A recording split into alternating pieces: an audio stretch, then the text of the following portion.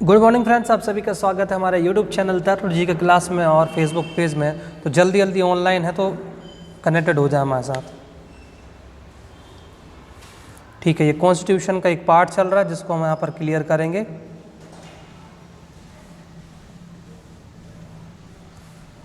दूसरी क्लासेस आपको हमारे दूसरे फेसबुक पेज पर मिल जाएगा। हाँ, तो उसको जाके सब्सक्राइब जरूर कर लें। आईडी है तरुण जी के क्लास, सर्च करें और उससे कनेक्टेड हो जाए जल्दी से। ठीक है, कॉन्स्टिट्यूशन का पार्ट हम यहाँ पर कंटिन्यू करते हैं और देखते हैं क्वेश्चंस कैसे हैं कि राष्ट्रपति द्वारा संसद के दोनों सदनों के लिए कुल कितने सदस्यों को हम नामित किया जा सकता है। आंसर है 14। अब 14 क्यों बोला, आपको पता होगा लोकसभा में 2 एंग्लो इंडियन को नामित करते हैं और राज्यसभा में टोटल 12 लोगों को। तो ऐसे टोटल मिलाकर हम 14 लोगों को क्या कर देते हैं, नॉमिनेशन हम कर देते हैं। तो इसलिए 14 लिखा हुआ, आप कंफ्यूज ना हो, क्योंकि कई बार आपको 12 लिखा मिलेगा पर राज्यसभा वाला मिलता है। ठीक है, उपराष्ट्रपति सांसद नहीं होता है और किसने 2 पूर्ण अवधियों तक भारत के उपराष्ट्रपति का पद संभाला था। राधा कृष्णन। देखो, राधा कृष्णन 2 बार रह चुके हैं उपराष्ट्रपति। देश के पहले उपराष्ट्रपति तो थे राधा कृष्णन। इन्हीं की याद में हम 5 सितंबर को क्या मनाते हैं भैया, शिक्षक दिवस। देखो, ये हमारा राष्ट्रीय शिक्षक दिवस है, लेकिन आजकल पेपर में बड़ा कन्फ्यूज़न करने के लिए आपको विश्व शिक्षक पूछ लिया जाता है। तो विश्व शिक्षक दिवस जस्ट 1 महीने बाद 5 अक्टूबर को मनाया जाता है। क्लियर रखना ये क्वेश्चन को, आजकल विश्व ज़्यादा पूछते हैं। केंद्रीय कार्यकारिणी में संचालित पहले भारतीय विधि सदस्य कौन थे। देखो कितना अच्छा क्वेश्चन है। केंद्रीय कार्यकारिणी में संचालित पहले विधि अध्यक्ष कौन थे। तो आपको याद रखना है, पहले विधि अध्यक्ष थे तेज बहादुर सप्रू। याद रखना, केंद्रीय कार्यकारिणी में संचालित। ठीक है, किसको संविधान सभा द्वारा संवैधानिक सलाहकार नियुक्त किया गया था। यह भी कई बार आता है, BN राव का नाम आदि आपने सुना होगा।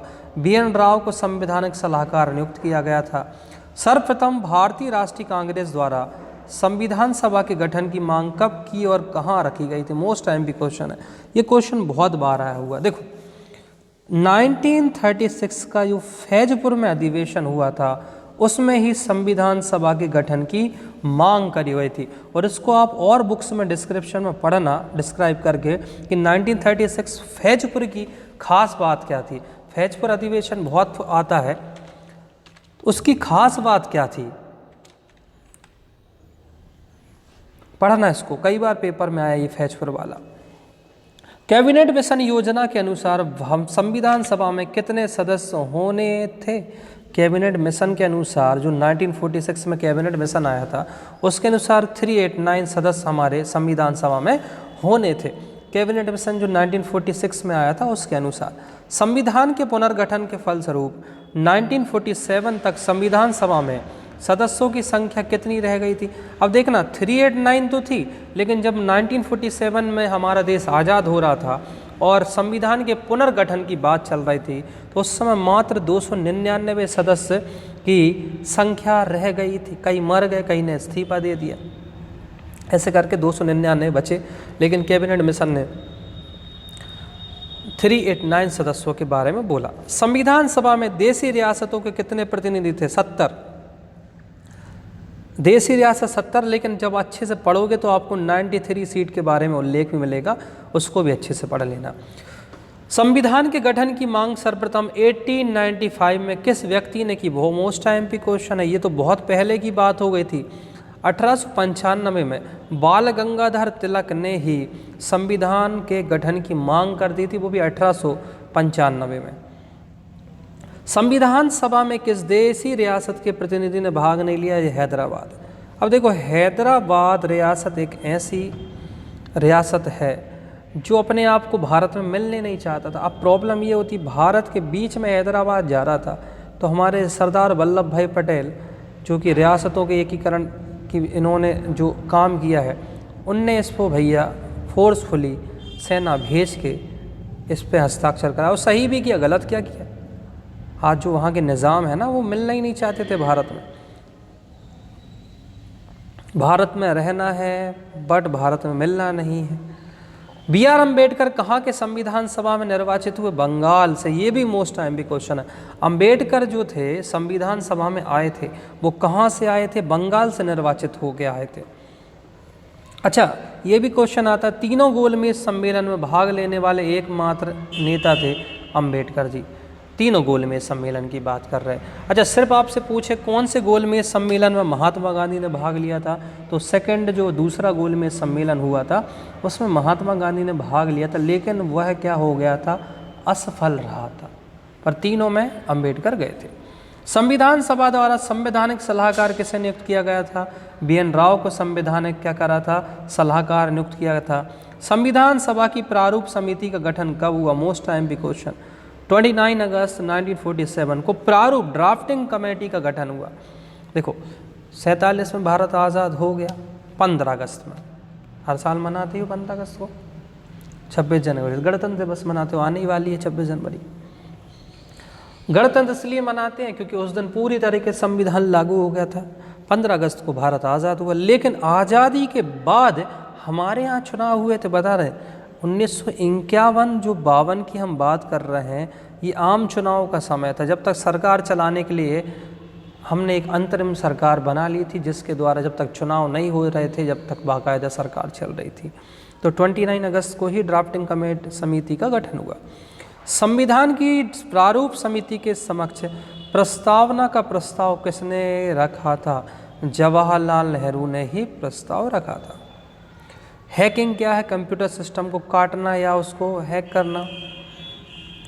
किसी मामले में हत्या का अपराध साबित हो गया हो तो उसे न्यूनतम कितनी सज़ा होती है?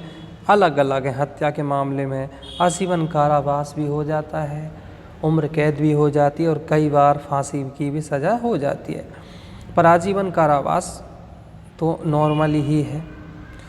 साइबर अपराधों को किस अधिनियम में वर्णित किया गया है? सूचना प्रौद्योगिकी अधिनियम 2000 जो हमारे यहाँ आईटी के लिए बना है एक्ट, उसमें।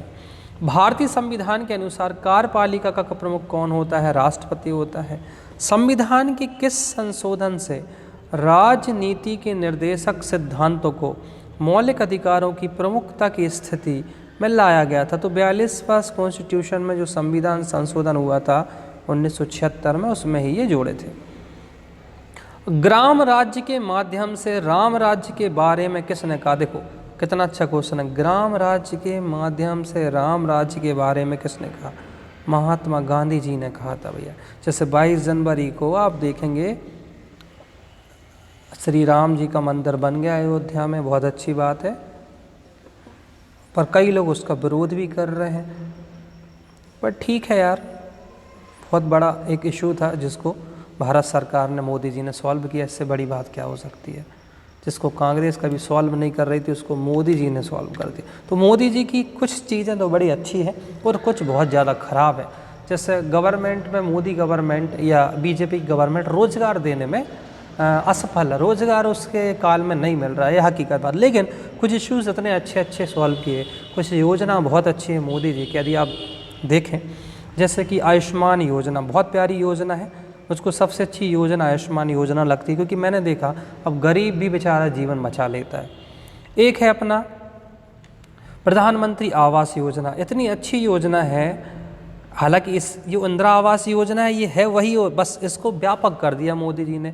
तो एक आम आदमी जो बेचारा खप्पड़ वाले घर में रहता था, आज उनकी बदौलत वो अच्छे पक्के घर में रहता। बहुत अच्छी योजना है। ये दो योजनाएं तो मुझे सबसे अच्छी लगती है मोदी जी की, आवास योजना और आयुष्मान योजना। किस निर्देशक सिद्धांत पर गांधी जी के नैतिक दर्शन का प्रत्यक्ष प्रभाव है? गोवध पर निषेध। संविधान का कौन सा भाग राजनीति के निर्देशक सिद्धांत से संबंधित? भाग 4। भाग 3 तो पता ही होगा, भाग 4 राज्य की नीति निर्देशक सिद्धांत 36 से 51 तक। भारतीय संविधान नागरिकों के लिए आर्थिक न्याय किसके माध्यम से सुनिश्चित करता है? राज्य की नीति के निर्देशक सिद्धांत। भारतीय संविधान के किस भाग में सामाजिक एवं आर्थिक लोकतंत्र को सुनिश्चित किया गया है? राज्य के नीति सिद्धांत में। और आज का लास्ट क्वेश्चन है हमारा, राष्ट्रीय मानव अधिकार आयोग का हेडक्वार्टर कहाँ पर है? दिल्ली में है। राष्ट्रीय मानव ह्यूमन राइट्स कमीशन आप देखोगे तो कहीं ना कहीं आयोग कहाँ पर है हमारा, दिल्ली। और हर साल 10 दिसंबर को हम मानव अधिकार दिवस मनाते। देखो ये मानव अधिकार दिवस है ना, यूनाइटेड नेशन मनाता जरूर, ये बस नाम मात्र के लिए है। आप ध्यान से देखना इसका उल्लंघन बड़े बड़े देश कैसे करते हैं। जैसे रूस किस पे हमला कर रहा है, यूक्रेन पे, इतने लोग मार रहे हैं, लेकिन कभी भी ह्यूमन राइट्स कमीशन वहाँ नहीं जाता है। ठीक है, ऐसे युद्ध हो रहा है इज़राइल का और किसका, अपना फ़िलिस्तीन का, उसमें आम नागरिक, ऐसे नहीं कि इज़राइल के लोग नहीं मर रहे, फ़िलिस्तीन के लोग मर रहे हैं तो इज़राइल के, लेकिन दुनिया फ़िलिस्तीन को देख रही लेकिन इज़राइल नहीं देख रही है, इज़राइल के लोग भी मर रहे हैं, तो वहाँ ह्यूमन राइट्स का बाकायदा वायलेशन हो रहा है। पाकिस्तान, सबसे ज़्यादा ह्यूमन राइट्स का वायलेशन होता है पाकिस्तान में, लेकिन बस इस्लामिक कंट्री अपना रोना लग जाती है, उधर नहीं ह्यूमन राइट्स का उल्लंघन दिखता है। तो ऐसा है। तो मानव अधिकार दिवस 10 दिसंबर। तो भैया हमारा यूट्यूब चैनल है तरुण जी के क्लास, उसको जाके सब्सक्राइब कर लें और इंस्टाग्राम आईडी पे भी जाके फॉलो कर लें। मिलते हैं हम नेक्स्ट वीडियो में, जब तक के लिए जय हिंद, जय भारत, जय महाकाल।